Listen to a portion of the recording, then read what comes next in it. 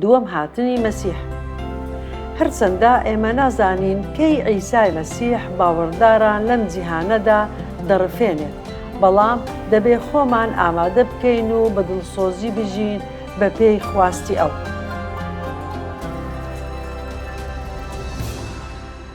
کە بابەتەکە پەیوەندی بە دووەم هاتنی عیسای مەسیح بوو، دەبێ بە بیری خۆمان بهێنینەوە کە دوو قۆناغی سەرەکی هەیە. کەوشەی دووەم هاتنەوە بەکاردەهێنین، ڕاستەوخۆ بیر لەو دوو قۆناغا دەکەینەوە بەبێ جیاوازی، بەڵام کتێبی پیرۆز بەم شێوەیە جیاوازی لە نێوانیان دەکات. کتێبی پیرۆز وا فێر دەکات کە هەموو باوەڕدارە ڕاستەقینەکان بە عیسای مەسیح لە چاوتڕووکانێکدا لەم جیهانەدا دەڕفێنرێن.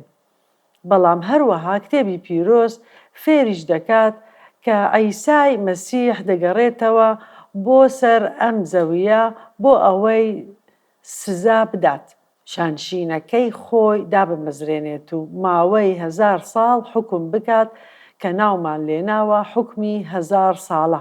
ئەمڕۆ کە دەبینین عیسا دەربارەی دووەم هاتن چی دەفەرموێ، دەمانەوێ بە بیری خۆمان بهێنینەوە کە ئەوەی دەفەرموێ جەخت دەکاتە سەر گەلێک، بەڵام ئامانجی ڕزگارکردنی هەموو جیهانە. لێرەدا دەبینین عیسا باس لە ڕاستی هاتنەوەکەی دەکات بۆ ئەوەی سزا بدات و شانشینەکەی دابمەزرێنێت. هەروەها تەواوی ئینجیلی مەتا جەخت دەکاتە سەر مامەڵەکردنی خوددا لەگەڵ گەلەکەی و بناغەی کلێسای عیسای مەسیح. ئەمە ئەو نهێنیە کە بۆ قوتابیەکان و بەتایبەت بۆ پۆلس ئاشکرا کرا. ئێمە کە لە سەردەمی کلێسای عیسای مەسیح دەژین، چەند ڕاستیەکی مەزن هەیە لەوەی لێرەدا عیسا لە ئینجیلی مەتا بەشی 4 فەرمووی و پەیڕەوی دەکردێتەوە سەرمان. چەند ڕاستیەکی مەزن هەیە لەوەی لێرەدا عیسا لە ئینجیلی مەتا بەشی 4 فەرمووی پەیڕەو دەکرێتە سەرمان. بۆ نمونە ئەگەر سەرنجی مەتا 24:36 بدەین، باس لە ڕفاندنی کلێسا دەکات. هەروەها دووەم هاتنی بۆ سەرزەوی، ئەمەش نهێنیە. سەبارەت بەو ڕۆژ و کاتە کەس نازانێت، نە فریشتەکانی ئاسمان و نەکوڕەکە، تەنها باوک نەبێت. نهێنیەکی دیکەش هەیە، چۆن شی دەکەیتەوە کە باوک و کوڕ و ڕوحی پیرۆزمان هەیە، سێ ئیقنۆم بەڵام تاکە خودایەکە. لەگەڵ ئەوەش عیسا دەفەرمووێ تەنها باوک دەزانێت، ناتوانین ئەو شی بکەینەوە. بەڵام دەتوانین بڵێن کە ئەوە نهێنیەکە لە نهێنیەکانی سیانەی مەزن. ئەویش ئەوەیە کە ئەو سێیە وەکو یەکێک کار دەکەن و جوداش هەر وەک یەکێک. عیسا دەفەرمووێ هیچ کەس ئەو کاتە نازانێت ئەوەی سەیرە کە خەڵک هەوڵیاندا بەروار دیاری بکەن بەرواری دووەم هاتنی عیسای مەسیح، بەروار بۆ ڕەفاندنی کلێسا و دووەم هاتنەوە. لە سەدەی دووەم و سێیەم تا ئەمڕۆ بەردەوام دادەنێن نزیکەی 140 جار بەرواریان داناوە، تەنانەت باوەڕدارانیش بوون. کەچی خودی عیسای مەسیح فەرمووی هیچ کەس ئەو کاتە نازانێت. دانانی بەروار دەبێتە هۆی ئیحراجی باوەڕداران لە پێش جیهان. دواتریش دەڵێن نەمانتوانی بە تەواوی بیژمێرین، دواتر بەروارێکی نوێ دادەنێن. ئەوە لە بێ باوەڕ و باوەڕدارمان بینی. بەڵام دووەم هاتنەوە نهێنیە و نهێنیش دەمینێت. پۆلس وشەی نهێنی بەکاردەهێنێت کاتێک بۆ خەڵکی کۆرنسۆس نووسی لە بەشی 15 ئایەتی 51 و 52 دەڵێ ئەوەتە نهێنیەکتان پێ دەڵێم، هەمومان ناخەوین، واتە هەمومان نامرین، بەڵکو هەمومان دەگۆڕدرێین. لێرەدا باسی باوەڕدارانی عیسای مەسیح دەکات. لە ساتێکدا لە چاوتڕۆکانێک کاتێک دوا کەڕەنا لێ دەدرێت، لەبەر ئەوەی کەڕەنا دەنگ دەداتەوە مردووان لە مەسیحدا هەڵدەستێنەوە. مردووانیش بێفەوتان هەڵدەستێنرێنەوە، ئێمەش دەگۆڕدرێین.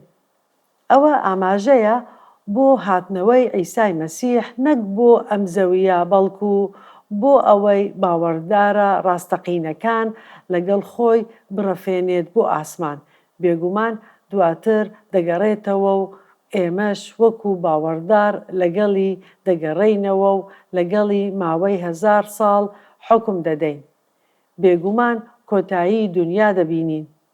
تەنانەت ئەگەر زۆربەی ئەوەی عیسا فێری کرد لە مەتتا 24 پەیوەندی بە مامەڵەکردنی خوددا لەگەڵ گەلەکەی و دووەم هاتنی عیسایە بۆ سەر ئەم زەویە.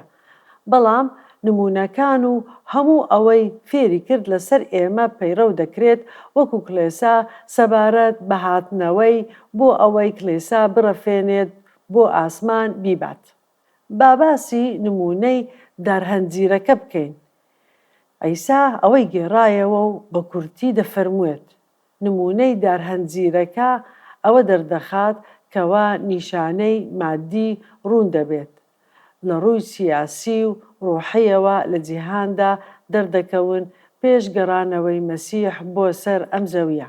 عیسا لە مەتتا 24 باسی ئەو نیشانانە دەکات کە زۆرن و سەیر و مەزنن، وەک دەرکەوتنی پێغەمبەرانی درۆزن، جەنگ، هەواڵی جەنگ، برسیەتی، بوومەلەرزە، چەوسانەوە. عیسا لە سەدەی یەکەمی زاینی باسی ئەمانەی کرد. ئەوەی ڕوونا کە پێش 2000 ساڵ بوو. بوومەلەرزە ڕوویدا و زۆر شاری وێران کرد، ئەوەش لە مێژوودا زۆر دووبارە بووەوە. جا چۆن بتوانین دڵنیابین کە ئەو نیشانانەی کە لە دەور و بەرمان دەیبینین نیشانەی دووەم هاتنی مەسیحە؟ تەنها یەک شت دەتوانین لێی دڵنیابین، ئەوەش ئەوەیە کە ئەم نیشانانە تونتر دەبنەوە. عیساش دەیەوێ هۆشیار بین لەم دیاردەیە.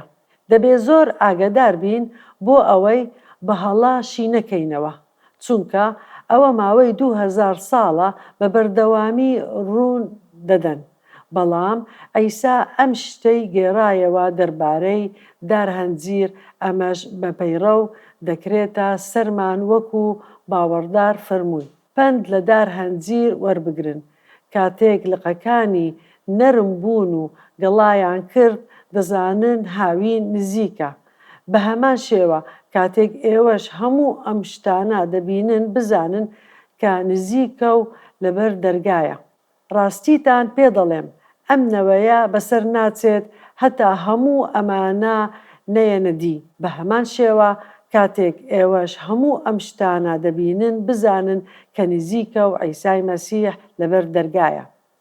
جا زۆر گرنگە کە هۆشیار بین بەرامبەر بە ئەم دیار نانا کە لە ڕاستیدا تونتر دەبێتەوە و پێش گەڕانەوەی عیسا. ڕاستی ئەوە پێش ڕفاندنی کلێسا دەبینین. بۆ نمونە با بڕۆینە دووەم نامەی تیمۆساوس بەشی 3 ئایەتی 1 تا 5. دەمەوێ تێبینی یەک شت بکەن. ئەوەی پۆڵس باسی دەکات دەربارەی دووە ڕۆژەکان تەنها نیشانە مەزنەکان نییە، بەڵکو وەسفی گەندەڵبوونی ڕەوشتی ڕۆحیشە.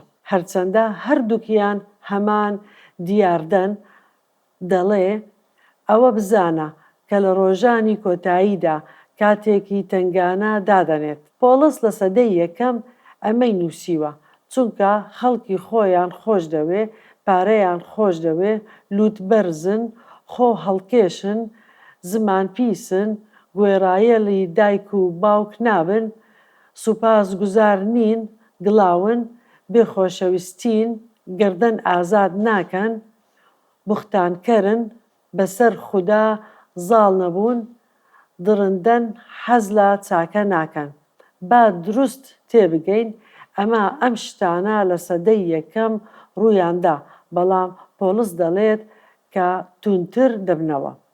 ناپاکن، سەرەڕۆ لە خۆ باین، زیاتر حەزیان لە چێژە نەک خۆشویستنی خودا، ڕوواڵەتی خواترسیان هەیە، بەڵام نکۆڵی لە هێزەکەی دەکەن.